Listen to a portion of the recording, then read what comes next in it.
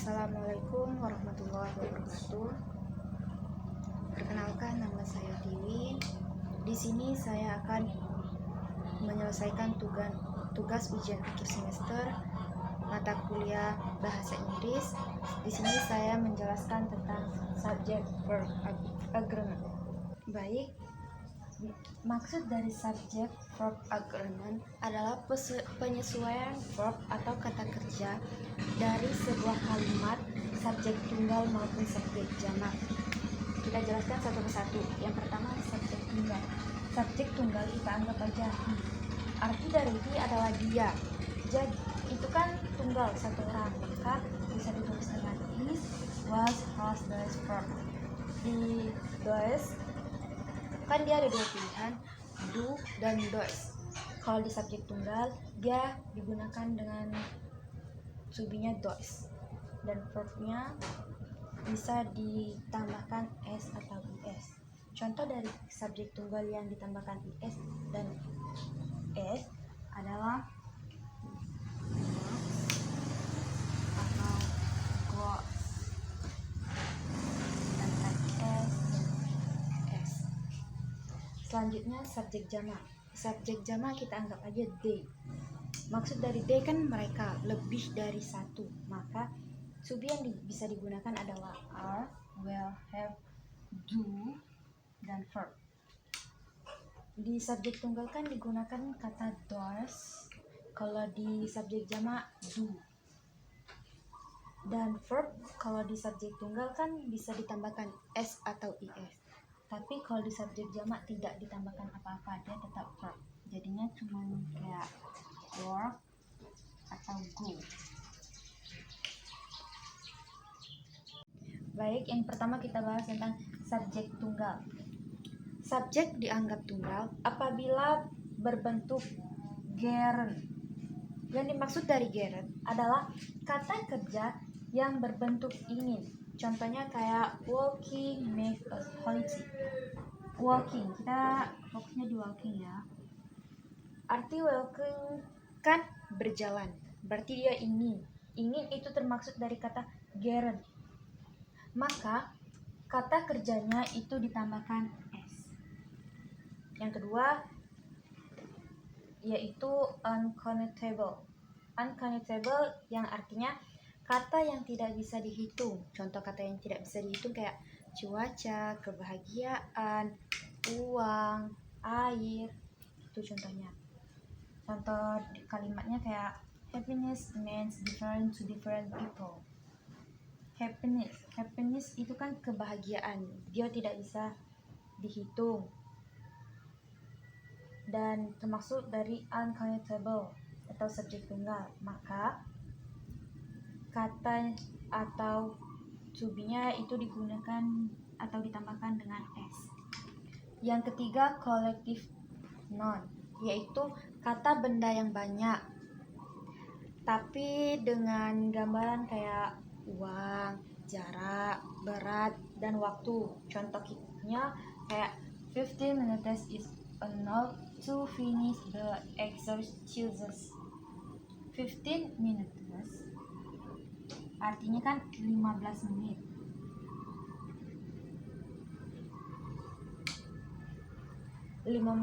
Menit itu kan termasuk dari jamak. Tapi dionya itu kan termasuk dari kata collective noun yang tidak bisa dihitung. Maka dia tetap disebut dengan subjek tunggal. Jadi to be yang digunakan adalah is. B. Subjek jamak. Yang pertama samba, several, a few, many, but of, a number of. Several dan a few adalah artinya beberapa dan a number of artinya sejumlah. Di kata-kata samba ini bendanya harus jamak, statusnya juga harus jamak. Contohnya several, no student have entered the room. Setelah student bendanya juga harus jamak dan statusnya juga harus jamak. Maka to be yang digunakan adalah have. Artinya kan telah. Yang kedua, a number of girls are dancing the stage. Sama kayak tadi, kan girls itu kan termaksud dari kata jamak. subjek jamak, maka to be yang digunakan adalah are. Selanjutnya most, all, some, no. Itu bergantung sesudah bendanya. Kayak kalau bendanya tunggal, subjeknya juga tunggal. Kalau bendanya jamak, maka subjeknya juga jamak. Contoh, the most of the money belongs to me. The money, money kan uang. Uang kan tidak bisa dihitung, itu kan termasuk subjek tunggal. Maka kata kerjanya itu ditambah s atau is. Kalau yang di contoh yang ini itu ditambah s. Selanjutnya, most of the books belongs to me. The books. Kalau the books ini kan jamak,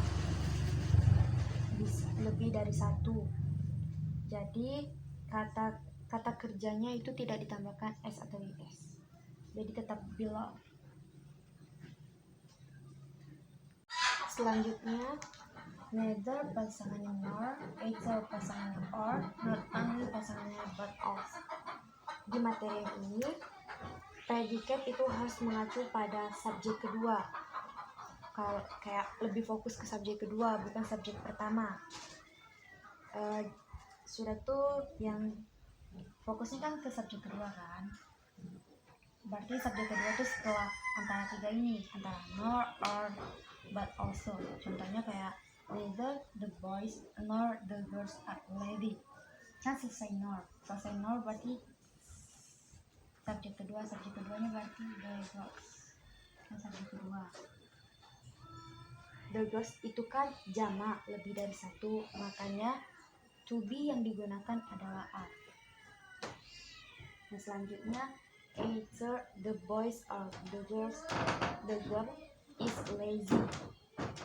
Kan subjek keduanya kan selesai dari tiga ini. Jadi selesai juga ini kan or, ini or. Jadi subjek keduanya adalah the girl. Ini subjek kedua. Kalau yang ini tunggal, cuma satu orang. Maka to be yang digunakan adalah is.